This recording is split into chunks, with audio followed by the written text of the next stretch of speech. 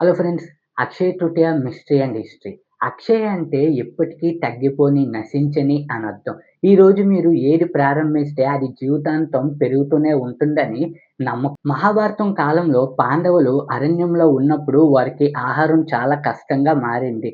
అప్పుడు శ్రీకృష్ణుడు ద్రౌపదికి అక్షయ పాత్రని ఇచ్చాడు. ఆ పాత్రలో ద్రౌపది తిన్నవారికి ఎంతమందికైనా ఆహారం ఎప్పటికీ తక్కువ కాకుండా ఉంటుందని అన్నారు. ఇలా అక్షయ అనే భావానికి మొదటి ఉదాహరణ భావిస్తారు. ఈరోజు మరికొన్ని ముఖ్యమైన సంఘటనలు కూడా జరిగాయని చెబుతారు. త్రేతాయుగం ఈ రోజే ప్రారంభమైందని, విష్ణు అవతారమైన పరశురాముడు ఈ రోజే జన్మించాడని, గంగానది భూమి మీదకి ఈ రోజే వచ్చిందని, ఈ కారణాల వల్ల ఈ రోజు చాలా పవిత్రమైనదని చెబుతారు. అక్షయ తృతీయ రోజున బంగారం కొనడం చాలా ప్రత్యేకంగా భావిస్తారు. ఎందుకంటే బంగారం సంపదకు సూచిక.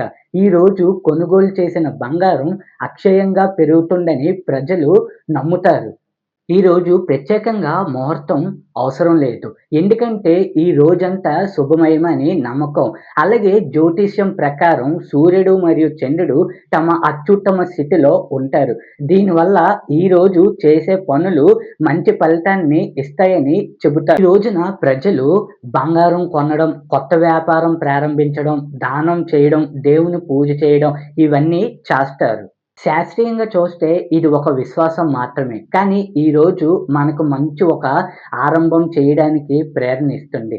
దానం చేయడం, మంచి పనులు చేయడం మన జీవితాన్ని నిజంగా అక్షయంగా మార్చగలవు. అక్షయ తృతీయ అంటే కేవలం బంగారం కొనడం కాదు. మన జీవితంలో మంచి పనులు ప్రారంభించే రోజు.